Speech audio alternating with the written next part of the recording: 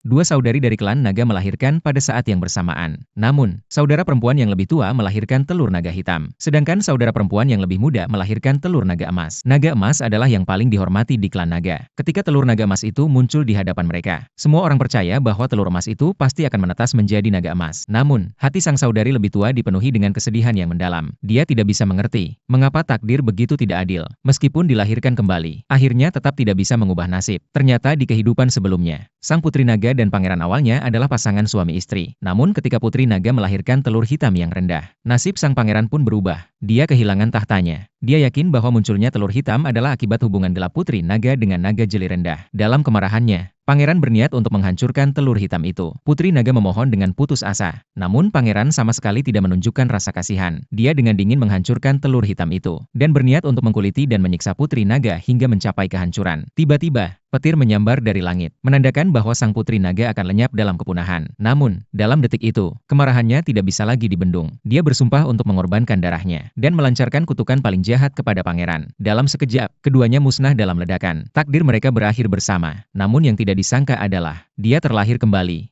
ke waktu pangeran memilih permaisurinya. Saat itu, beberapa tetua sedang memilih istri dan selir untuk pangeran. Putri naga, sebagai darah murni klan naga putih, seharusnya menjadi pilihan yang ideal. Namun, yang mengejutkan adalah, pangeran malah memilih saudari perempuannya. Pada saat itu, putri naga akhirnya mengerti. Ternyata pangeran juga terlahir kembali. Menghadapi keraguan dari para tetua, pangeran dengan tegas menyatakan, dia jatuh cinta pada pandangan pertama dengan saudari perempuannya. Sedangkan untuk putri naga, dia tanpa ampun menuduhnya sebagai wanita tak setia. Beberapa tetua membela putri naga. Mereka menyatakan bahwa tuduhan pangeran tidak berdasar. Namun pangeran tetap bersikeras dan menyatakan bahwa putri naga pasti telah berhubungan dengan naga jeli rendah, dan dia akan melahirkan naga jeli rendah di masa depan. Karena pangeran telah memilih saudari perempuannya, pernikahan mereka pun ditentukan oleh para tetua. Saudari perempuannya menerima keputusan pangeran dengan sangat gembira. Dia tidak bisa menahan diri untuk tidak membanggakan dirinya di depan putri naga. Setelah mereka pergi, seorang gadis kecil mengingatkan putri naga, dunia ini bukan hanya tentang pangeran yang bisa melahirkan naga emas. Jika saudari perempuannya bisa melahirkan naga emas, maka kamu pasti bisa melahirkan juga. Kata-kata itu membuka pemahaman putri naga. Dia tiba-tiba teringat, di tempat terlarang istana terdapat satu-satunya naga emas kuno yang masih hidup. Menghitung waktunya, saat itu adalah waktu naga emas mencari pasangan. Lalu dia diam-diam pergi ke tempat terlarang. Namun, setelah lama menunggu tanpa hasil, dia mengira mungkin waktunya telah salah. Namun, saat dia hendak pergi, tiba-tiba naga emas terbang ke udara, melayang sejenak, lalu berubah menjadi seorang pria tampan. Dia terkejut mendapati, ternyata itu adalah Raja Naga. Raja Naga berjalan di atas air, langsung menuju ke arahnya. Putri naga awalnya mengira naga emas itu pasti seorang pria tua. Namun dia terkejut mendapati dia sangat muda dan tampan. Sejenak, putri naga merasa panik, berniat untuk pergi diam-diam. Namun naga emas menangkapnya. Dalam semalam, putri naga